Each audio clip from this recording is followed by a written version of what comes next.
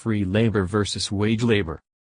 The debate between Jacksonians and Whigs displays the persistence of Republican themes in the first half of the 19th century. Their emphasis on the civic consequences of economic arrangements separates their political discourse from our own. In some cases, Republican assumptions provided different justifications for positions we now defend in terms of prosperity and fairness, higher or lower tax rates, more or less government spending, more or less economic regulation. In other cases, however, Republican ideals led 19th-century Americans to address issues now lost from view. One such issue was whether America should be a manufacturing nation. By the mid-19th century that question had been decided, and the case for domestic manufacturers no longer had to be made. But the emergence of factory life raised a related question, no less fundamental, that would reverberate in American politics to the end of the century. This is the question whether working for a wage is consistent with freedom. Civic and voluntarist conceptions. From the distance of our time, it is difficult to make sense of this question, much less to conceive it as a vexing political issue. When we argue about wage earning, we argue about the minimum wage or access to jobs, about comparable worth or the safety of the workplace. Few if any would now challenge the notion of wage labor as such. But in the 19th century, many Americans did. For according to the Republican conception of freedom, it is by no means clear that a person who works for wages is truly free. Of course, exchanging my labor for a wage may be free in the sense that I voluntarily agree to do so. Absent unfair pressure or coercion, wage labor is free labor in the voluntarist, or contractual, sense. But even a voluntary agreement to exchange work for a wage does not fulfill the Republican conception of free labor. On the Republican view, I am free only to the extent that I participate in self-government, which requires in turn that I possess certain habits and dispositions, certain qualities of character. Free labor is thus labor carried out under conditions likely to cultivate the qualities of character that suit citizens to self-government. Jacksonians and Whigs disagreed to some extent about what those qualities were and what economic arrangements were most likely to foster them. But they shared the long-standing Republican conviction that economic independence is essential to citizenship. Those, like the propertyless European proletariat, who must subsist on wages paid by employers were likely to lack the moral and political independence to judge for themselves as free citizens. Jefferson once thought that only yeoman farmers possessed the virtue and independence that made sturdy Republican citizens.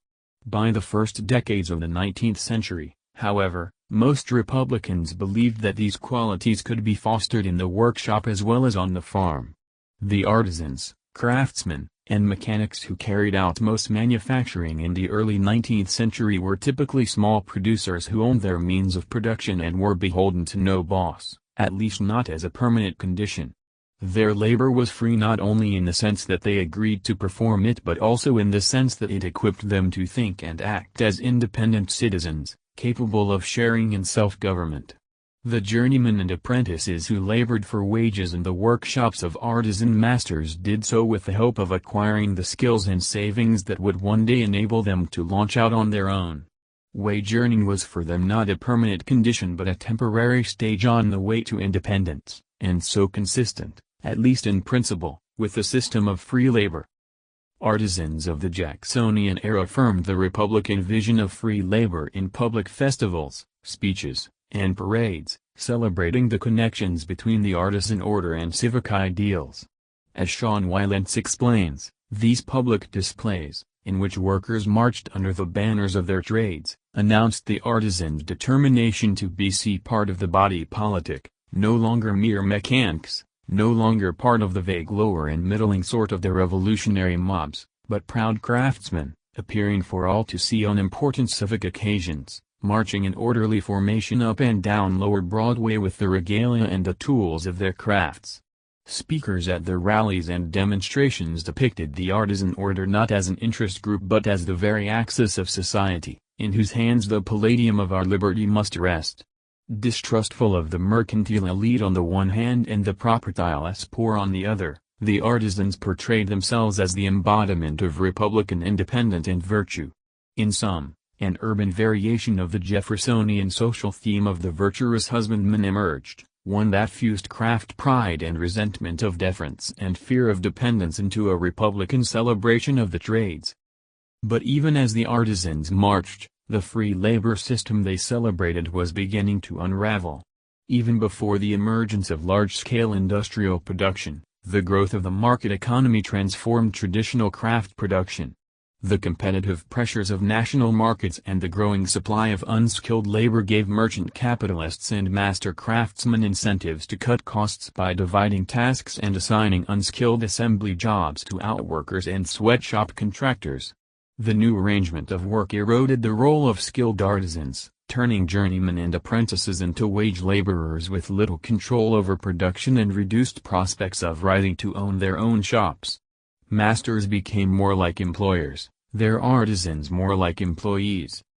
Workers protested these developments within the terms of a radicalized artisan republicanism. Leaders of the General Trades Union of the 1830s complained that prosperous masters had joined with aristocratic merchants and bankers to deprive workers of the product of their labor, making it impossible for the worker to maintain the independent character of an American citizen. A factory worker involved in the early labor movement deplored the factory system as subversive of liberty, calculated to change the character of a people from bold and free to enervated, dependent, and slavish. At first the employers defended the new order in Republican terms as well, offering an alternative entrepreneurial vision of the artisan republic. True to the Republican tradition, they invoked the ideals of Commonwealth, virtue, and independence. The virtues they emphasized included industriousness, temperance, social harmony, and individual initiative, qualities they claimed the new political economy would encourage and reward. Higher profits, the masters argued, would enable them to pay higher wages, which would better prepare their workers for independence. Ultimately, however, the debate over the meaning of free labor would carry American political argument beyond the terms of Republican thought. In time, the defense of industrial capitalism would depart from Republican assumptions and take new forms. After the Civil War, defenders of the system of wage labor would abandon the attempt to reconcile capitalist production with the civic conception of free labor, and take up the voluntarist conception instead. Wage labor is consistent with freedom, they would argue, not because it forms virtuous, independent citizens but simply because it is voluntary, the product of an agreement between employer and employee. It is this conception of freedom that the Supreme Court of the Lochner era would attribute to the Constitution itself. Although the labor movement retained the civic conception of free labor through the late 19th century, it too eventually abandoned the civic conception, conceded the permanence of wage labor, and turned its efforts to increasing wages, reducing hours, and improving conditions of work. The shift to the voluntarist understanding of free labor did not wholly extinguish the civic strand of economic argument in American politics. But it did mark a decisive moment in America's journey from a political economy of citizenship to a political economy of economic growth and distributive justice, from a Republican public philosophy to the version of liberalism that informs the procedural republic. Fateful though it was, the story of the transition from the civic to the voluntarist conception of free labor is no simple morality tale, no unambiguous fall from grace. It is rather a tale fraught with moral complexity, replete with strange ideological bedfellows. More than a matter of labor relations alone, the contest over the meaning of free labor was shaped in large part by America's confrontation with the two great issues of the 19th century, the advent of industrial capitalism, and the conflict over slavery.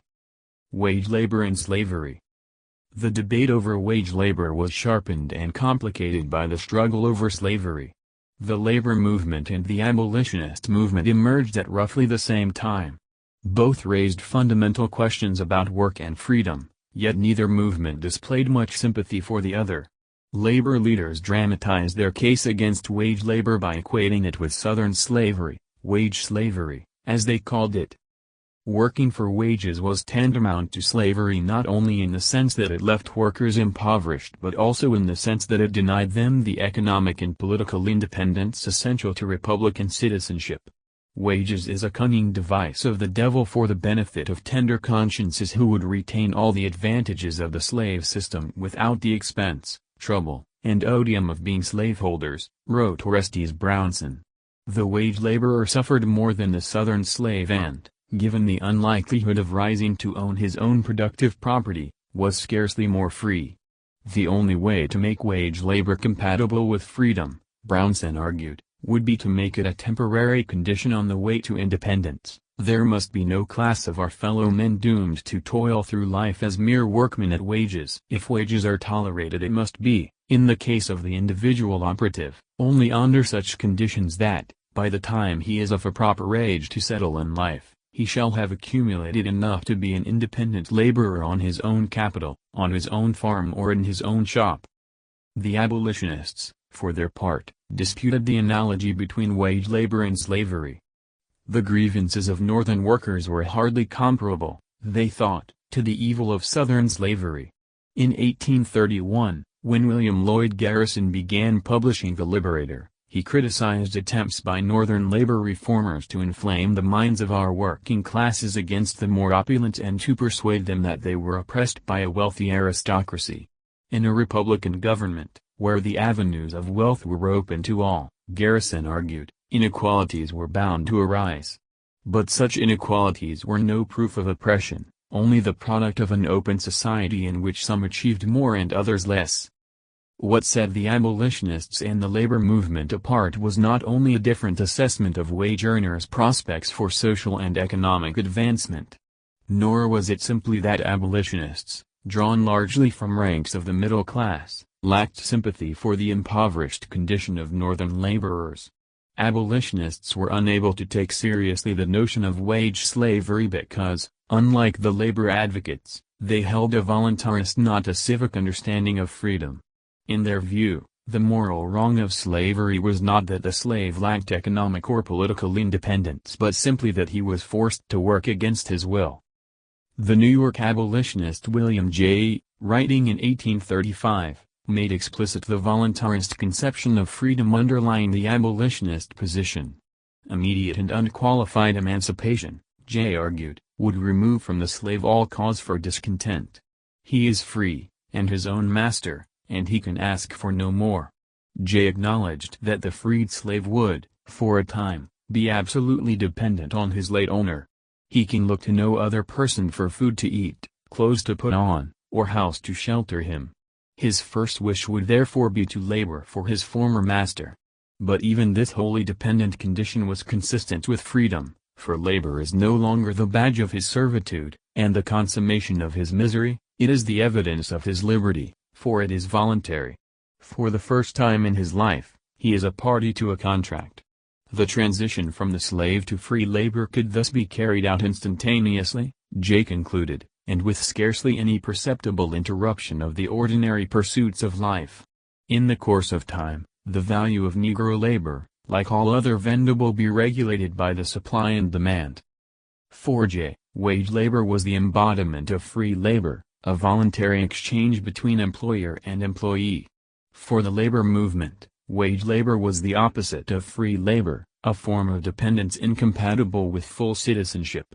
For J., the transition from slavery to free labor consisted in making labor a commodity the worker could sell. The key to freedom was self-ownership, the ability to sell one's labor for a wage. For the labor movement, the commodification of labor was the mark of wage slavery. The key to freedom was not the right to sell one's labor but the independence that came with owning productive property. What J. considered emancipation was precisely the condition of dependence the labor movement protested. Through the 1830s and 1840s, labor advocates urged abolitionists to broaden their conception of freedom, to include in their movement, a reform of the present wretched organization of labor, called the wage system. As the socialist journalist Albert Brisbane argued, such a stand would win abolitionists' support among workers and also prepare a better state for the slaves when emancipated, than the servitude to capital, to which they now seem destined. George Henry Evans, an advocate of land reform, also tried to persuade abolitionists to broaden their vision of reform. Since wage slavery, with the poverty, disease, crime, and prostitution it brought, was even more destructive of life, health, and happiness than chattel slavery, as it exists in our southern states. The efforts of those who are endeavoring to substitute wages for chattel slavery are greatly misdirected. As a solution to both forms of slavery, Evans urged the free distribution of homesteads to settlers on public lands. Free land would alleviate not only the poverty but also the dependence the wage system created. It would not merely substitute one form of slavery for another, but would replace every form of slavery by entire freedom. Another land reformer, William West, also equated the dependence and degradation of the northern laboring classes with the condition of southern slaves. But he emphasized that the analogy implied no indifference to the plight of the slave.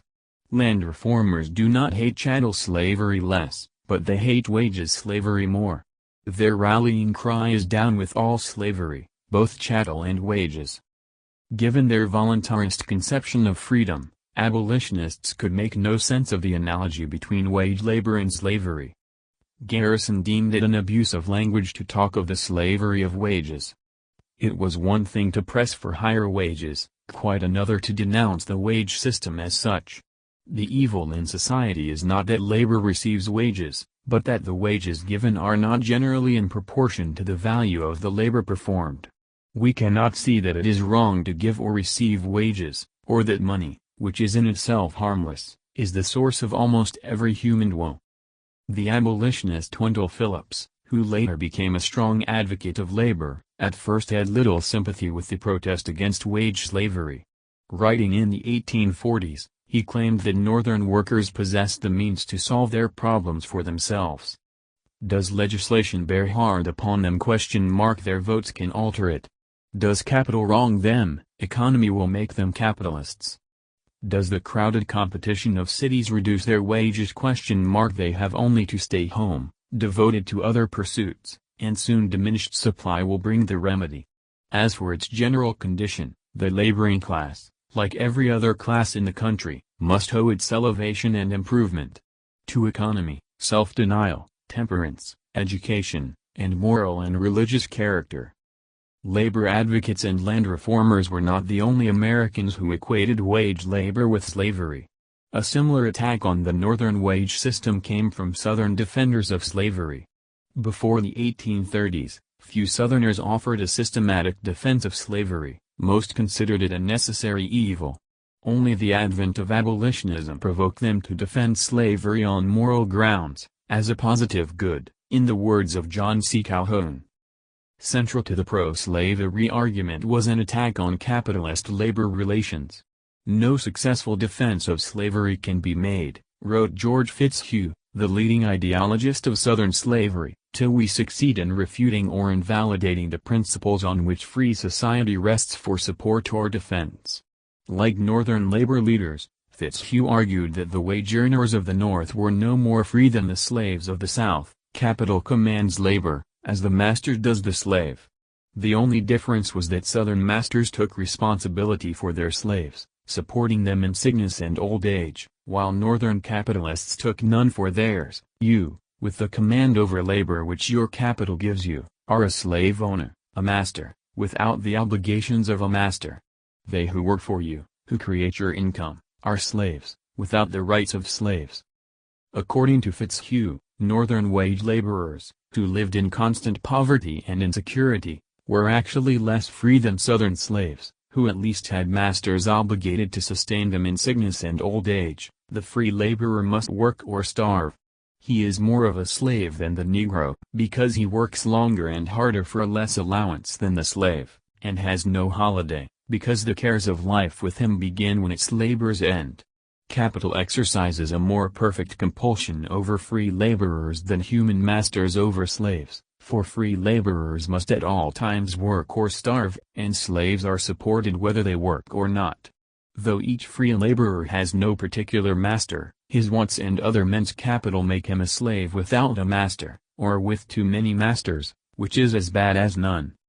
Echoing the arguments of Northern land reformers, Fitzhugh charged that the monopoly of property in the hands of capitalists deprived Northern laborers of true freedom. What is falsely called free society is a very recent invention. It proposes to make the weak, ignorant, and poor, free, by turning them loose in a world owned exclusively by the few. But the man without property is theoretically, and, too often, practically, without a single right. Left to inhale the close and putrid air of small rooms, damp cellars and crowded factories, he has nowhere to lay his head. Private property has monopolized the earth, and destroyed both his liberty and equality. He has no security for his life, for he cannot live without employment and adequate wages, and none are bound to employ him. Were he a slave, he would be no less dependent, but at least he would have the assurance of food, clothing, and shelter. In a defiant challenge to abolitionists, Fitzhugh invoked, in effect, the labor movement's conception of freedom. Set your miscalled free laborers actually free, by giving them enough property or capital to live on, and then call on us at the South to free our Negroes. Until then, he insisted, Northern wage laborers would be less free than Southern slaves. Other Southerners defended slavery in similar terms. Senator James Henry Hammond of South Carolina disputed the claim that, except for the South, the whole world had abolished slavery. The name, but not the thing, Hammond declared. The man who lives by daily labor, and scarcely lives at that, and who has to put out his labor in the market, and take the best he can get for it, in short, your whole hireling class of manual laborers and operatives, as you call them, are essentially slaves. The difference between us is, that our slaves are hired for life and well compensated. There is no starvation, no begging. Yours are hired by the day, not cared for, and scantily compensated, as evidenced by the beggars in the streets of northern cities. Free labor and Republican politics. The voluntarist conception of free labor animated the abolitionist movement and, later in the century, offered the terms from which industrial capitalism would draw its justification. But before the Civil War it remained a minor strand in American political discourse. The civic conception of free labor predominated. The Jeffersonian conviction that political liberty was safe only where no man was economically beholden to any other died hard in America, Daniel Rogers has observed, and in the 19th century it still had considerable force. In the minds of most Northerners of the Civil War generation, democracy demanded independence, not only political but economic. It also demanded that the distance between rich and poor not be so great as to breed corruption or dependence. The prevalence of the civic understanding of free labor explains the 19th century conviction that wage working violated the canons of a free society. In the North of 1850, work was still, on the whole, something one did for oneself, a test of one's initiative that gave its direct economic reward. What masters a man had, the weather, prices, the web of commerce, were impersonal and distant. This was the moral norm, the bedrock meaning of free labor. Even as they built an economic structure that undercut it, Northerners found it hard to let go of that ideal upon which so much of their belief in work rested. When, in the late 1840s and the 1850s, anti-slavery became a mass movement in the North, it did so under the auspices of the civic, not the voluntarist, conception of freedom. The abolitionist movement, with its roots in evangelical Protestantism, had succeeded in the 1830s in shattering the conspiracy of silence surrounding the question of slavery. But because of its radicalism, its moralism, and its lack of affinity with the laboring classes, evangelical abolitionism never commanded broad political support. As slavery became the central issue in American politics, political anti-slavery displaced abolitionism as the dominant movement. Political anti-slavery, as represented by the Free Soilers and ultimately the Republican Party, differed from the abolitionist movement of the 1830s in both its aims and its arguments. Where the abolitionists sought to emancipate the slaves, the Free Soilers and the Republicans sought to contain slavery, to prevent its expansion into the territories. And where the abolitionists emphasized the sin of slavery and the suffering of the slave, the anti-slavery parties focused on the effects of slavery on free institutions, especially the system of free labor. The political anti-slavery movement offered two main arguments for opposing the spread of slavery, both of which drew on Republican themes. One was the notion that the slaveholders of the South constituted a slave power that threatened to dominate the federal government, subvert the Constitution, and undermine Republican institutions. According to this argument, the founders had sought to restrict slavery, but the Southern slaveholders had conspired to control the federal government in order to extend slavery into the territories. The idea that slavery was not just an odious practice restricted to the South but an aggressive power bent on expansion mobilized Northern opposition to slavery in a way that abolitionism had not. Events of the 1850s, especially the Kansas-Nebraska Act opening new territories to slavery, and the Dred Scott decision, lent growing plausibility to the fear. The New York Times called the Kansas-Nebraska bill part of this great scheme for extending and perpetuating the supremacy of the slave power. Beyond its apparent fit with events, the slave power argument drew strength from its resonance with long-standing Republican sensibilities. From the time of the Revolution, Americans had seen concentrated power, whether political or economic, as the enemy of liberty and had feared the tendency of the powerful to corrupt the public good on behalf of special interests. The colonists had viewed British taxation as part of a conspiracy of power against liberty. Jeffersonians had feared that Hamilton's fiscal policy would create a financial aristocracy antithetical to Republican government. Jacksonians had railed against the money power embodied in the Bank of the United States. Now, anti-slavery parties spoke of the slaveocracy and cast Southern slaveholders as a power poised to undermine Republican institutions. Jacksonian Democrats who joined the anti-slavery cause drew explicit analogies between the slave power of the South and the banking power of the North, viewing both as forces that threatened to dominate the national government and destroy liberty. Why would the expansion of slavery into the territories constitute a threat to the liberty of Northerners? The answer to this question formed the second tenet of political anti-slavery. Extending slavery to the territories would undermine Northern liberty because it would destroy the system of free labor. And if the free labor system were lost, so too would be the economic independence that equipped citizens for self-government. Free labor needed free soil in order to prevent wage labor from becoming a permanent career. What saved the Northern wage laborer from remaining a hireling for life was the possibility of saving enough to move west and start a farm or a shop of his own. But if slavery spread to the territories, this outlet would be closed. The defense of free labor was central to the ideology of the Republican Party. The Republicans stand before the country, a spokesman declared, not only as the anti-slavery party, but emphatically as the party of free labor. For the Republicans as for the labor movement of the 1830s, free labor referred not to permanent wage labor but to labor that issued ultimately an economic independence. The dignity of labor consisted in the opportunity to rise above wage-earning status to work for oneself. Republicans praised Northern society for making such mobility possible. A young man goes out to service, to labor, if you please to call it so, for compensation until he acquires money enough to buy a farm and soon he becomes himself the employer of labor. But if slavery spread to the territories, then free labor could not. This was the assumption, widely held throughout the North, that linked the slave power argument with the free labor argument. Free labor could not exist alongside slavery, because the presence of slavery undermined the dignity of all labor.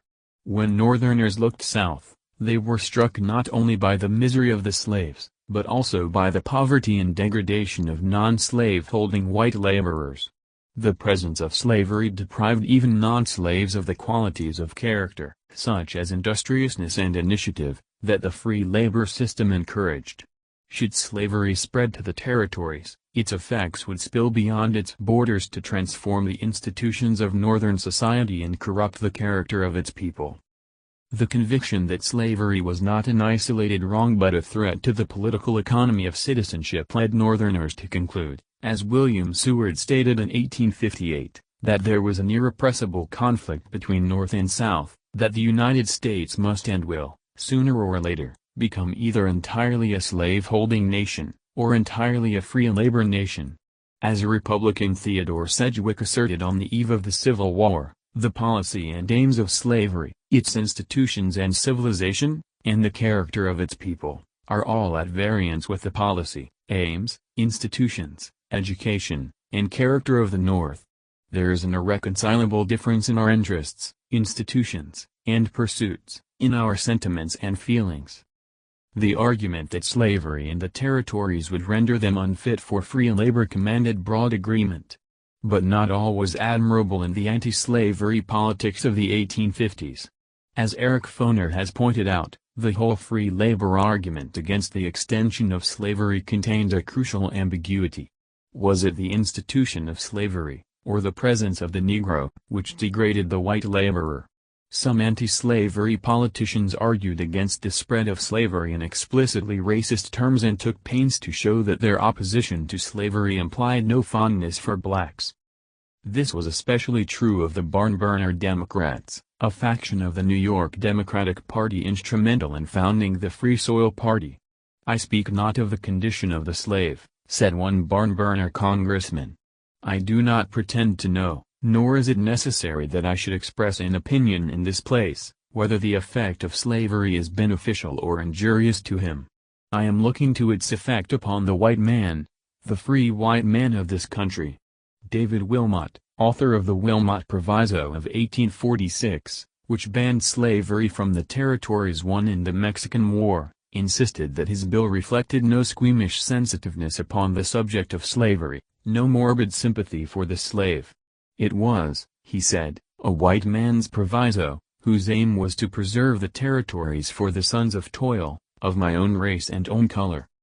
This feature of political anti-slavery was not lost on the black abolitionist Frederick Douglass, who observed, "The cry of free men was raised, not for the extension of liberty to the black man, but for the protection of the liberty of the white." George Fitzhugh, the defender of slavery, made a similar point in his perverse complaint that hostility to slavery reflected Northern racism. "The aversion to Negroes, the antipathy of race, is much greater at the North than at the South, and it is very probable that this antipathy to the person of the Negro is confounded with or generates hatred of the institution with which he is usually connected." Hatred to slavery is very generally little more than hatred of Negroes. It is clear in any case that many who opposed the spread of slavery to the territories made no distinction between keeping out slavery and keeping out blacks. The free labor argument found nobler expression in Abraham Lincoln. Like the abolitionists, Lincoln insisted that slavery was a moral wrong that should not be left open to popular sovereignty in the territories. He opposed, on practical and constitutional grounds, interfering with slavery in the states where it existed, but hoped the containment of slavery would bring its ultimate extinction. Although he opposed social and political equality for blacks, including the suffrage, he argued in his debates with Stephen Douglas that there is no reason in the world why the Negro is not entitled to all the natural rights enumerated in the Declaration of Independence, the right to life, liberty and the pursuit of happiness. I hold that he is as much entitled to these as the white man. Although he shared the abolitionists' moral condemnation of slavery, Lincoln did not share their voluntarist conception of freedom. Lincoln's main argument against the expansion of slavery rested on the free labor ideal, and unlike the abolitionists, he did not equate free labor with wage labor. The superiority of free labor to slave labor did not consist in the fact that free laborers consent to exchange their work for a wage, whereas slaves do not consent. The difference was rather that the Northern wage laborer could hope one day to escape from his condition, whereas the slave could not. It was not consent that distinguished free labor from slavery, but rather the prospect of independence, the chance to rise to own productive property and to work for oneself. According to Lincoln, it was this feature of the free labor system that the Southern critics of wage labor overlooked. They insist that their slaves are far better off than Northern freemen. What a mistaken view do these men have of Northern laborers. They think that men are always to remain laborers here, but there is no such class. The man who labored for another last year, this year labors for himself, and next year he will hire others to labor for him. Lincoln did not challenge the notion that those who spend their entire lives as wage laborers are comparable to slaves. He held that both forms of work wrongly subordinate labor to capital. Those who debated whether it is best that capital shall hire laborers, and thus induce them to work by their own consent, or by them, and drive them to it without consent, considered too narrow a range of possibilities. Free labor is labor carried out under conditions of independence from employers and masters alike. Lincoln insisted that, at least in the North, most Americans were independent in this sense. Men, with their families, wives, sons and daughters, work for themselves, on their farms, in their houses and in their shops, taking the whole product to themselves, and asking no favors of capital on the one hand, nor of hirelings or slaves on the other. Wage labor as a temporary condition on the way to independence was compatible with freedom, and wholly unobjectionable. Lincoln offered himself as an example, reminding audiences that he too had once been a hired laborer splitting rails. What made free labor free was not the worker's consent to work for a wage but his opportunity to rise above wage-earning status to self-employment and independence. The prudent, penniless beginner in the world, labors for wages a while, saves a surplus with which to buy tools or land for himself, then labors on his own account another while, and at length hires another new beginner to help him. This was the true meaning of free labor, the just and generous and prosperous system, which opens the way to all. So confident was Lincoln in the openness of the free labor system that those who failed to rise could only be victims of a dependent nature or of improvidence, folly, or singular misfortune. Those who succeeded in working their way up from poverty, on the other hand, were as worthy as any men living of trust and political power. In Lincoln's hands, the conception of freedom deriving from the artisan Republican tradition became the rallying point for the Northern cause in the Civil War.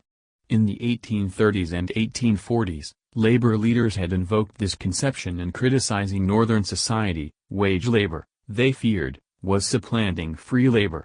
In the late 1850s, Lincoln and the Republicans invoked the same conception in defending Northern society. The superiority of the North to the slave-holding South consisted in the independence the free labor system made possible. The Republicans therefore identified themselves with the aspirations of Northern labor in a way abolitionists never did, but at the same time helped turn those aspirations into a critique of the South, not an attack on the Northern social order. The Union victory in the Civil War put to rest the threat to free labor posed by the slave power, only to revive and intensify the threat posed by the wage system and industrial capitalism. Lincoln had led the North to war in the name of free labor and the small, independent producer, but the war itself accelerated the growth of capitalist enterprise and factory production. In the years after the war, Northerners faced with renewed anguish the lack of fit between the free labor ideal and the growing reality of economic dependence. The rhetoric of the slavery contest had promised independence, mid-19th century work ideals had assumed it. As the drift of the economy set in the opposite direction, tugging against ideals, the result was a nagging, anxious sense of betrayal. In 1869 the New York Times reported on the decline of the free labor system and the advance of wage labor. Small workshops had become far less common than they were before the war, and the small manufacturers thus swallowed up have become workmen on wages in the greater establishments, whose larger purses, labor-saving machines, etc., refused to allow the small manufacturers a separate existence. The article criticized the trend it described in terms reminiscent of the labor movement of the 1830s and 1840s. The fall of the independent mechanic to wage earner status amounted to a system of slavery as absolute if not as degrading as that which lately prevailed at the South. The 1870 census, the first to record detailed information about Americans' occupations, confirmed what many workers already knew. Notwithstanding a free labor ideology that tied liberty to ownership of productive property, America had become a nation of employees. Two-thirds of productively engaged Americans were wage earners by 1870, dependent for their livelihood on someone else. In a nation that prized independence and self-employment, only 1 in 3 any longer worked his own farm or ran his own shop. Faced with an economy increasingly at odds with the civic conception of freedom, Americans responded, in the decades after the Civil War, in 2 different ways. Some continued to insist that wage labor was inconsistent with freedom, and sought to reform the economy along lines hospitable to Republican ideals. Others accepted as inevitable, or embraced as desirable, the arrangements of industrial capitalism, and sought to reconcile wage labor with freedom by revising the ideal. Wage labor was consistent with freedom, they argued, insofar as it reflected the consent of the parties, a voluntary agreement between employer and employee. Those who adopted the voluntarist conception of freedom often disagreed about what genuine freedom of contract required. Doctrinaire defenders of industrial capitalism held that any agreement to exchange work for a wage was free, regardless of the economic pressures operating on the worker. Trade unionists and liberal reformers argued, on the other hand, that true freedom of contract required various measures to create a more nearly equal bargaining situation between labor and capital. The question of what social and economic conditions are necessary for individuals to exercise free choice would fuel much controversy in American politics and law throughout the 20th century. But the argument over the necessary conditions of genuinely free choice is a debate within the terms of the voluntarist conception of freedom. The prominence of this debate in 20th century legal and political discourse signifies the extent to which the voluntarist conception of freedom has come to inform American public life. From the 1860s to the 1890s, however, the voluntarist conception of freedom, not yet predominant, coexisted and competed with a rival Republican conception that linked freedom to economic independence. In the decades following the Civil War, the civic conception of freedom still figured prominently in American political debate. For the labor movements of the day, it inspired the last sustained resistance to the system of wage labor and informed the search for alternatives. Labor republicanism in the Gilded Age. The leading labor organizations of the Gilded Age were the National Labor Union, NLU, 1866, 1872, and the Knights of Labor, 1869. 1902. Their primary aim was to abolish the wage system, on the grounds that there is an inevitable and irresistible conflict between the wage system of labor and the Republican system of government. The labor movement emphasized two ways in which the wage system of industrial capital has threatened a Republican government: directly, by concentrating unaccountable power in large corporations, and indirectly, by destroying the qualities of character that equip citizens for self-government.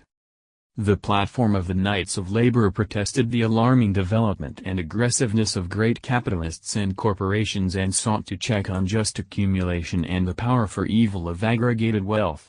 To this end, it called for the purchase and control by the government of the railroads, telegraph, and telephones, lest their monopoly power overwhelm Republican institutions. The power of these corporations over the government, and over their employees, is equaled only by the power of the Czar, warned George McNeil, a leader of the Knights. The question will soon force itself upon the Republican citizens in this form: shall these great corporations control the government, or shall they be controlled by the government? Beyond the direct danger posed by monopoly power to Republican government lay the damaging effects of the wage system on the moral and civic character of workers. In attacking wage labor, leaders of the NLU and the Knights frequently stressed its formative consequences.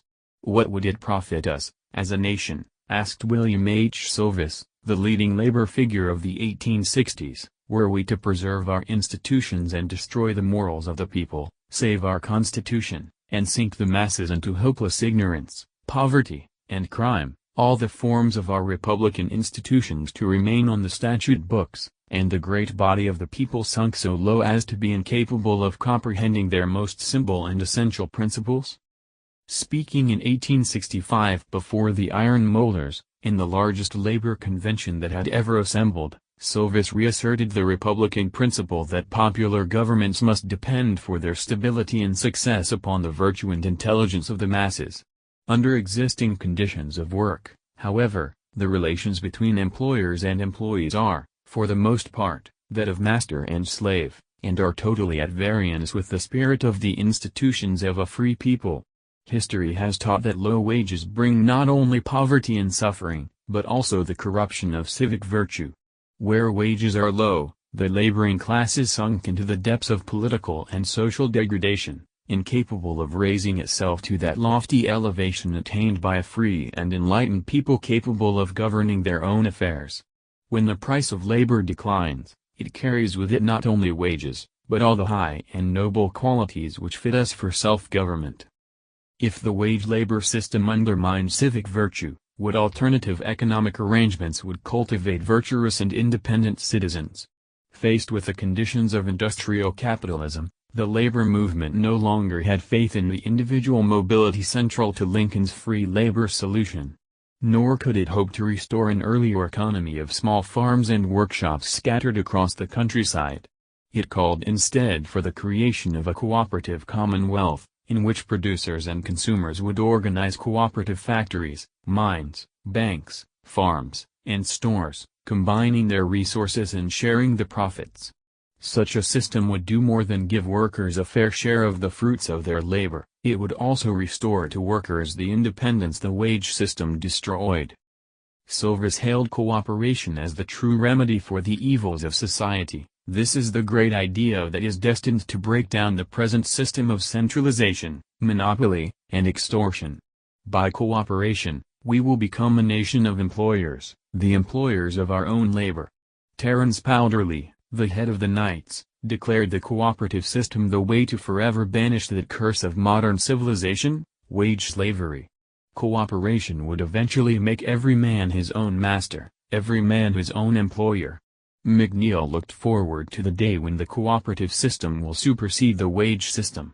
Together with other reforms, it would produce a dignified and independent worker-citizen, a well-built, fully equipped manhood, using the morning hours in the duties and pleasures of the sunlit home, taking his morning bath before his morning work, reading his morning paper in the well-equipped reading room of the manufactory. A man upon whom the honors and duties of civilization can safely rest. The cooperative ideal was as much an ethic as an institutional scheme. Its advocates stressed that the cooperative system was not a program for government to enact, but rather a project for workers acting collectively to bring into being. This emphasis on collective self-help was essential to the formative, edifying, character-building aspiration of the movement. Although most of the reforms advocated by the Knights of Labor required political action, Powderly explained, it was felt that everything should not be left to the state or the nation. Even while seeking legislative reforms, the worker should bestir himself in another way. Silvis urged that workers not forget that success depends upon our own efforts. It is not what is done for people, but what people do for themselves, that acts upon their character and condition. The labor movement's quest for moral and civic improvement also found expression in an ambitious array of reading rooms and traveling lecturers, dramatic societies and sporting clubs, journals and pamphlets, rituals and parades. "We must get our people to read and think," said a local labor leader, "and to look for something higher and more noble in life than working along in that wretched way from day to day and from week to week and from year to year." For a time, the labor movement's call to replace the wage system with the cooperative system drew support from middle-class reformers, among them E.L. Godkin, an influential radical Republican journalist. Godkin assailed the wage system for its failure to cultivate virtuous citizens. It was widely recognized, Godkin observed, that when a man agrees to sell his labor, he agrees by implication to surrender his moral and social independence. Echoing the arguments of Jefferson and Jackson, Godkin maintained that industrial wage laborers were deprived of the dignity, independence, and public spirit essential to the success of democratic government. No man whose bread and that of his children are dependent on the will of any other man, or who has no interest in his work except to please an employer, fulfills these conditions. A farmer of his own land does fulfill them. He is the only man, as society is at present constituted in almost all civilized countries, who can be said to be really master of himself. The wage laborer, by contrast, was consigned to a condition of political and social dependence. Godkin condemned the accumulation of capital in the hands of comparatively few individuals and corporations, not on grounds of fairness but rather because it undermined the political economy of citizenship and endangered republican government. The problem with wage labor was not only the poverty it bred but the damage it did to the civic capacities of workers, the servile tone and servile way of thinking it produced. For Godkin as for the labor movement, the solution was not to restore an agrarian past, but to recast industrial capitalism by replacing the wage system with a scheme of cooperatives in which workers would share in the profits of their labor and govern themselves. He urged that the labor movement never cease agitating and combining until the regime of wages, or, as we might perhaps better call it, the servile regime, has passed away as completely as slavery or serfdom, and until in no free country shall any men be found in the condition of mere hirelings, except those few too vicious or unstable to govern themselves. Like the labor leaders of the Gilded Age, Godkin drew on a Republican conception of free labor to criticize the wage system. But Godkin's view also contained elements of a voluntarist conception of freedom that was gaining currency among liberal reformers of the day. This conception, which identified free labor with freedom of contract, recalled the abolitionists' notion that free labor was work voluntarily undertaken in exchange for a wage. In the years before the Civil War, the abolitionists' equation of free labor with wage labor was a minority view. Most Americans, from Northern labor leaders to pro-slavery Southerners to Free Soilers to the Republican Party of Lincoln, agreed for all their differences that wage labor was a career incompatible with freedom. By the late 19th century, however, the voluntarist conception of free labor found growing expression in American politics and law. Its most conspicuous expression was in the laissez-faire doctrine advanced by conservative economists and judges who insisted that employers and employees should be free to agree to whatever terms of employment they chose, unfettered by legislative interference. But laissez-faire conservatives were not the only ones whose arguments presupposed the voluntarist conception of free labor. Social reformers also invoked the ideal of freedom of contract, but they argued that such freedom could not be realized where the parties to the contract bargained under conditions of severe inequality. By the end of the century, American political debate focused less on what economic conditions were necessary for the formation of virtuous citizens, and more on what economic conditions were necessary for the exercise of genuinely free choice. The passage from the Civic to the voluntarist understanding of free labor can be seen most clearly in the response of liberal reformers and the courts to labor's attempt to legislate the 8-hour day. The 8-hour day. Among liberal reformers, Godkin embodied the moment of transition. Even as he attacked the wage system as hostile to free government and damaging to the moral and civic character of workers, he opposed legislation to establish the 8-hour day as tyrannical interference of the government with the freedom of industry and the sanctity of contracts. Like many laissez-faire defenders of industrial capitalism, Godkin condemned the 8-hour movement as a disgraceful farce, a violation of freedom of contract, and a hopeless attempt to nullify the laws of nature. No legislature can permanently change or affect these laws any more than it could change the hour of the ebb and flow of the tide. Unlike the orthodox political economists of his day, however, Godkin denied that agreements between workers and employers under the unequal conditions of industrial capitalism were genuinely voluntary. In explaining why existing labor relations were not truly free, Godkin accepted the voluntarist, or contractual, conception of freedom advanced by laissez-faire conservatives. But he rejected the conservatives' complacent assumption that the practice of wage labor lived up to the ideal of freedom of contract. Living at the margin of existence in degrading conditions, the worker was in no position to make a truly voluntary exchange of his labor for a wage. He simply had to accept whatever the capitalist was willing to pay. What I agree to do in order to escape from starvation, or to save my wife and children from starvation, or through ignorance of my ability to do anything else, I agree to do under compulsion, just as much as if I agreed to do it with a pistol at my head. Godkin had no quarrel with the voluntarist assumption that labor is a commodity to be bought and sold like any other. In principle at least, the hiring of a laborer by a capitalist should simply mean the sale of a commodity in open market by one free agent to another. Under existing conditions, however, the wage system failed to realize the voluntarist ideal. The worker could not approach the ideal of freedom of contract unless he were by some means raised, in making his bargain, to the master's level, unless he were enabled to treat with the capitalist on a footing of equality. Godkin endorsed a number of measures to create the bargaining conditions that would enable workers to exercise genuine consent. The primary one was for workers to combine in unions to balance the market power of capital, to place the worker on an equality with his master in the matter of contracts, so as to enable him to contract freely. For the long term, Godkin endorsed the cooperative system, in which workers would become capitalists, and share in the profits of their labor. For the short term, however, strikes and trade unions would remain the only means by which the contract between the laborer and the capitalist can be made really free, and by which the laborer can be enabled to treat on equal terms. Godkin's arguments displayed both the civic and the voluntarist conceptions of free labor, sometimes in harmony, sometimes in tension.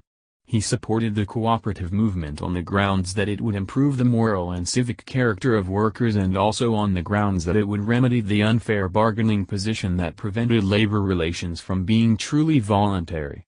At the same time, he opposed the 8-hour movement on the grounds that it would violate the sanctity of freedom of contract. Although existing conditions prevented freedom of contract from being realized, legislating a shorter workday would not level the playing field. It would simply constitute a further violation of the voluntarist ideal. The labor movement, by contrast, did not rely heavily on voluntarist arguments. Its case for the 8-hour day, like its case for the cooperative system, drew primarily on civic and formative considerations. When labor leaders of the Gilded Age spoke of freedom of contract, it was to reply to laissez-faire critics.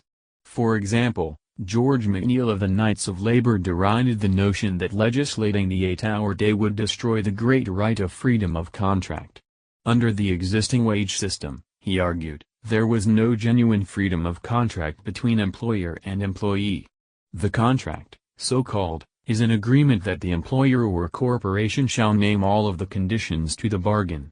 The only conditions approaching a true freedom of contract arose when powerful labor organizations were able to bargain on behalf of their members. The labor leaders' main argument for a shorter workday was not that it would perfect consent, but rather that it would improve the moral and civic character of workers.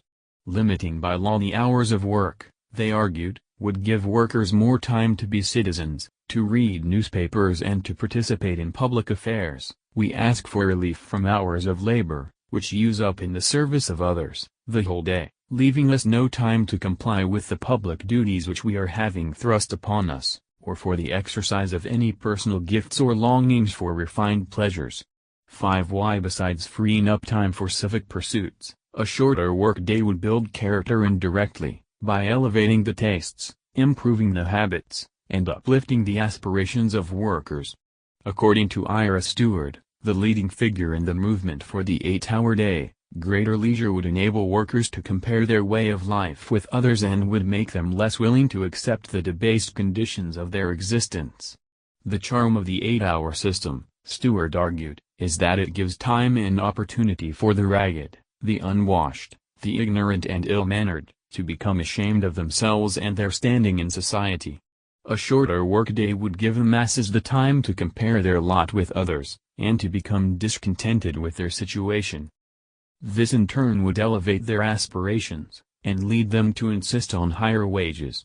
While some would spend their increased earnings and leisure on consumption, others, wiser fellows, would devote their time and money to civic pursuits, to study political economy, social science, the sanitary condition of the people, the prevention of crime, women's wages, war, and the 10,000 schemes with which our age teems for the amelioration of the condition of man.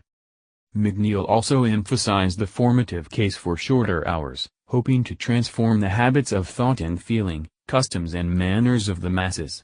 The point was not simply to give workers relief from the tedium and drudgery of long work days, but to uplift them. To disturb impoverished workers from their sottish contentment by an agitation for more wages or less hours, is to lift them up in the level of their manhood to thoughts of better things, and to an organized demand for the same. Reducing the hours of labor would lessen intemperance, vice, and crime among the laboring classes and increase their use of newspapers and libraries, lecture rooms, and meeting halls. In time, the 8-hour day would elevate and empower workers to such an extent as to bring the demise of the wage system itself. Finally, the profit upon labor shall cease, and cooperative labor will be inaugurated in the place of wage labor. By 1868 7 states had enacted 8-hour laws, and Congress passed legislation declaring an 8-hour workday for all laborers employed by the federal government. But despite its legislative success, the 8-hour movement did not achieve its broader aims. Loopholes in the laws, lack of enforcement, and hostile courts undermined labor's legislative victories. A similar fate met other labor legislation of the Gilded Age, especially in the courts. By the end of the century, some 60 labor laws had been struck down by state and federal courts. By 1920, about 300. Wage labor in court. The judicialization of the debate over free labor accentuated the shift from civic to voluntarist assumptions. Laissez-faire judges struck down labor laws by invoking the right of workers to exchange their labor for a wage. Defenders of the laws replied that wage labor under conditions of poverty and inequality was not truly free. The critique of wage labor as such gradually faded from view as arguments focused on the conditions of genuine consent and the role of judicial review. Notwithstanding the civic and formative aims that initially inspired the laws, those who defended labor legislation against assault by conservative courts gradually adopted the voluntarist assumptions of their laissez-faire opponents, and defended the laws as necessary to make wage labor a matter of genuine consent. Although most judicial debate of the labor question proceeded within voluntarist assumptions, the first judicial defense of free labor under the 14th Amendment reflected the Republican understanding of free labor. It came in dissent, in the slaughterhouse cases of 1873. The Louisiana legislature had chartered a corporation to maintain a central stockyard and slaughterhouse in New Orleans, and banned all other slaughterhouses in the area. All butchers would have to do their butchering in the designated facilities and pay the requisite fees. A group of butchers challenged the law, claiming that it violated their right to own their own slaughterhouses and carry on their trade. This right, they argued, was protected by the recently adopted 13th and 14th Amendments to the Constitution. The Supreme Court, in a 5-4 ruling, rejected their claim, holding that the Reconstruction Amendments did not cast the court as the guarantor of individual rights against state infringement. But in an influential dissent, Justice Stephen Field argued that the new amendments did empower the court to protect fundamental rights, including the right of free labor. Unlike the laissez-faire judges who would later invoke his dissent, Field conceived free labor as the artisan Republican tradition conceived it, not as wage labor but as labor carried out by independent producers who owned their own tools or shops or means of production. If only wage labor were at stake, New Orleans' monopoly-owned slaughterhouse would not pose the same kind of threat. The state-sanctioned monopoly did not prevent the butchers from working as butchers, only from owning and operating their own slaughterhouses. It deprived them of free labor in the Republican sense. According to Field, the Reconstruction Amendments did more than end slavery and confer citizenship on the newly freed slaves. They also vindicated the free labor ideal in the name of which the North had fought the Civil War. It was this Republican notion of free labor that Louisiana's state-chartered monopoly undermined. A butcher could no longer practice his trade as an independent producer, but would now have to work in the buildings of the favored company and pay a substantial fee. He is not allowed to do his work in his own buildings, or to take his animals to his own stables or keep them in his own yards. Such odious restrictions deprived butchers of their independence. According to Field, the 14th Amendment protected every citizen's equal right to pursue all lawful callings and professions. By restricting this right, Louisiana's slaughterhouse monopoly violated the right of free labor, one of the most sacred and imprescriptible rights of man. Subsequent courts would adopt Field's view of the 14th Amendment, but not his Republican understanding of free labor. Like Field, they would hold that the 14th Amendment required the court to invalidate state laws that violated individual rights, including the right to free labor. Unlike Field, however, they understood free labor in its voluntarist sense, as the right of the worker to sell his labor for a wage. Although Field himself never endorsed the use of liberty of contract to strike down labor legislation, his dissent did contain one reference that laissez-faire courts seized on in support of their voluntarist view. In a footnote to his discussion of free labor, Field included a quotation from Adam Smith that linked liberty to self-ownership and the right to sell one's labor. State and federal courts that cited Field's dissent emphasized this footnote, and neglected the fact that the slaughterhouse cases involved the rights of independent producers, not of wage laborers. From the 1880s to the 1930s, state and federal courts struck down scores of labor laws for violating the freedom of workers.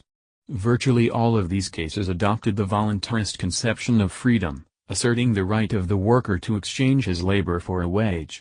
In God Charles v.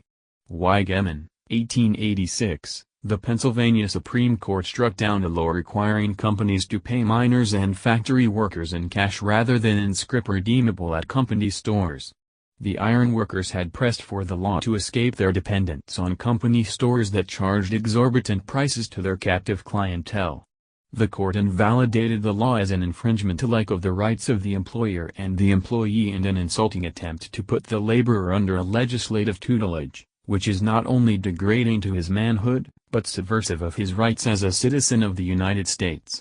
He may sell his labor for what he thinks best, whether money or goods, just as his employer may sell his iron or coal. In Lochner v. New York, 1905, the voluntarist conception of free labor became federal constitutional law. In Lochner, the Supreme Court struck down a New York law setting maximum hours for bakery workers as an illegal interference with the rights of individuals, both employers and employees, to make contracts regarding labor upon such terms as they may think best. Limiting the hours in which grown and intelligent men may labor to earn their living, stated the court, is a mere meddlesome interference with the rights of the individual and an unconstitutional violation of liberty. The court made a similar argument in Cooperative v. Kansas, 1914, striking down a state law preventing companies from setting as a condition of employment that workers not belong to unions. The state of Kansas argued that the law was necessary to prevent workers from being coerced by employers to withdraw from unions, but the U.S. Supreme Court disagreed, insisting that a worker faced with such a choice was nonetheless a free agent. Given the alternative of quitting the union or losing his job, the worker was at liberty to choose what was best from the standpoint of his own interests, free to exercise a voluntary choice. The Kansas Supreme Court had upheld the law, observing that employees, as a rule, are not financially able to be as independent in making contracts for the sale of their labor as are employers in making contracts of purchase thereof. But the U.S. Supreme Court rejected this argument and denied that any coercion was involved.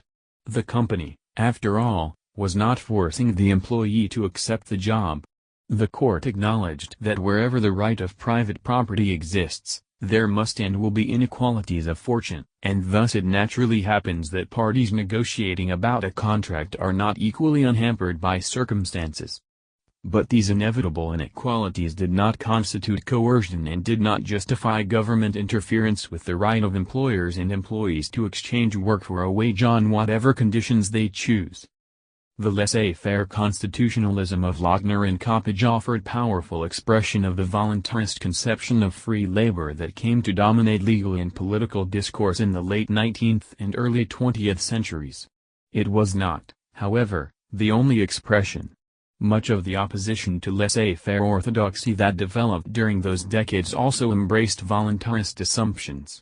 Dissenting judges and reform-minded commentators and activists rejected laissez-faire doctrine on the grounds that wholly unregulated labor contracts are not truly voluntary. Unlike the labor movement of the Gilded Age, they did not object to the commodification of labor, only to the unfair bargaining conditions under which the industrial worker sold his commodity. They sought not to abolish the wage system but to render it legitimate by creating conditions under which the consent of the worker would be truly free. Even among reformers, the debate about wage labor shifted from civic to contractarian terms. The notion that legislatures might justifiably enact labor laws to equalize the bargaining position of wage laborers figured, for example, in some notable dissents to Lochner-era cases. Dissenting in Lochner, Justice John Marshall Harlan suggested that the maximum hours statute had its origin in the belief that employers and employees in such establishments were not upon an equal footing, and that the necessities of the latter often compelled them to submit to such exactions as unduly taxed their strength. Dissenting in Coppage, Justice Oliver Wendell Holmes wrote, "In present conditions a workman not unnaturally may believe that only by belonging to a union can he secure a contract that shall be fair to him. That belief may be enforced by law in order to establish the equality of position between the parties in which liberty of contract begins." A separate dissent by Justice William R. Day defended the law as an attempt to promote the same liberty of action for the employee as the employer confessedly enjoys. Given their unequal bargaining positions, the company's requirement that the worker agree as a condition of employment to quit his union was coercive. The state was therefore justified in acting to remedy the unequal conditions that undermined true freedom of contract. Commentators outside the courts also criticized laissez-faire doctrine in the name of the voluntarist ideal implicit but unrealized in contracts for wage labor. Criticizing the line of decisions from God-Charles to Lochner and Adair, Roscoe Pound defended legislation designed to give laborers some measure of practical independence, and which, if allowed to operate, would put them in a position of reasonable equality with their masters.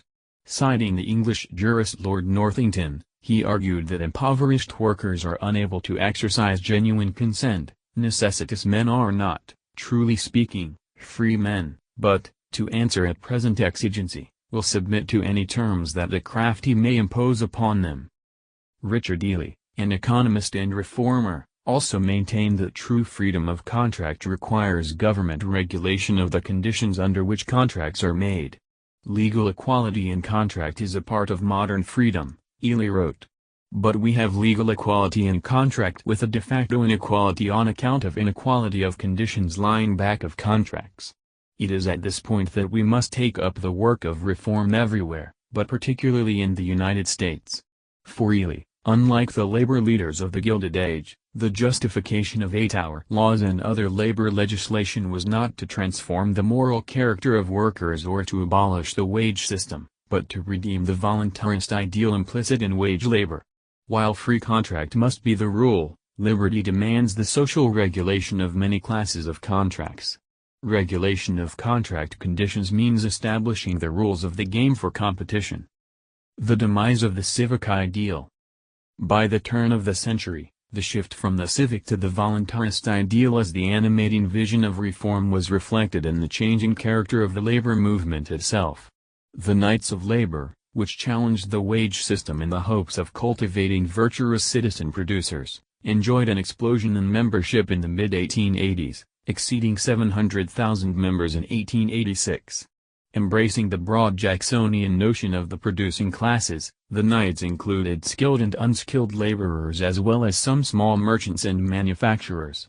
Only non-producers, such as lawyers, bankers, and speculators, and those associated with vice, such as saloon keepers and gamblers, were ineligible for membership.